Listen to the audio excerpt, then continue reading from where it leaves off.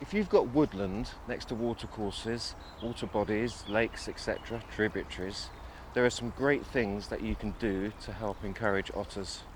I'm Lee, I'm an ecologist. I'm also founder of South Wales Otter Trust. South Wales Otter Trust helps monitor otters across Wales and try and help them with their diverse habitat requirements and population numbers. Our Eurasian otters that we've got here in the UK have got quite large territories, but we estimate that their ranges will be somewhere between 5 and 20 kilometres. Now this can include a huge variety of different habitats that they might utilise to help them in their quest to find food and also with their reproduction side of things. Now, how do you attract an otter? So this splits into two different parts. We've got the Bankside vegetation. It's very, very important to otters and other wildlife because it gives a form of shelter, it gives a form of connectivity for them to be able to move around, but also it provides shelter and shade for prey species that otters like to feed on.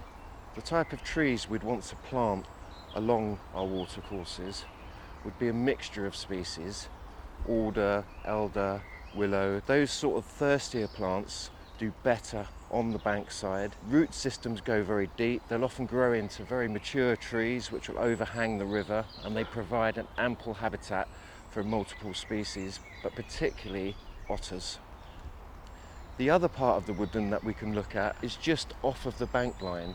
Now this is also really important to otters because it gives that continued connectivity, but it also allows for resting places to be able to have access close to a river where they can feel secure. So this mixed species of woodland that we've got here, slightly further off of the bank, as you can see there's some hazel here. Hazel is absolutely great. Willow's moving in, and then we've got a lovely big bramble thicket up there. Bramble thickets are like a fortress for an otter.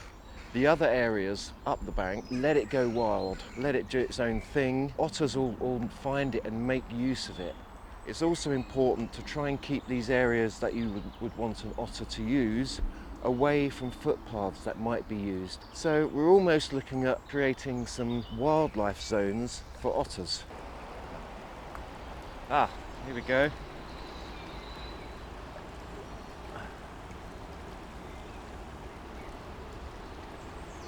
Okay, so a good way of being able to detect otters' presence is by their spraint.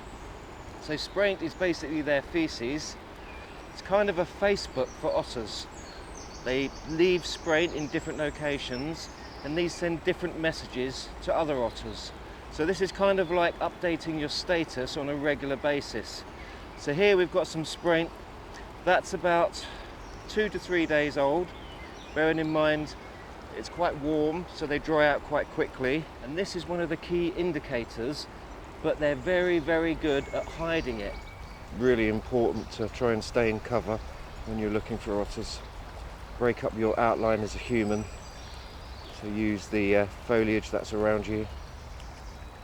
If you happen to see an otter, please remember that this is a protected species under the Wildlife and Countryside Act and the Conservation of Habitat Act. It's illegal to disturb them.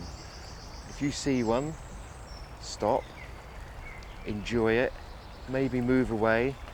If the otter sees you, it will disperse naturally, but please give them the time and space that they deserve as one of our elusive wild animals. So another way of being able to detect the presence of otters is by their footprints. I'm lucky enough to have found some here, a small trail coming out of the river, going along the bank there, and then heading back into the river, which is typical of otter behaviour, hugging the sides of the bank so they keep hidden. They are five-toed animals, like the other mustelids.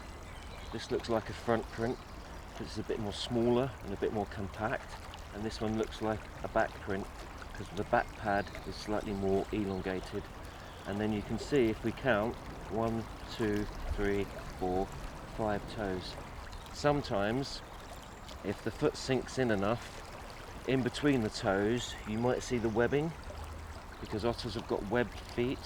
If you ever come across what you think are otter prints, please always put something to scale, your keys, anything you've got that can give an idea of the size. So the otters are really shy and will stay hidden away. They're really elusive, but one thing they can't hide is their footprints after them. So it gives us an indication that they might be around. Now you might not see signs straight away that an otter is utilising the area that you've created for it, but give it time, give the area time to bed in, any works that have been done to actually settle. And you never know, you might be lucky enough to come across one utilising the hard work that you've done.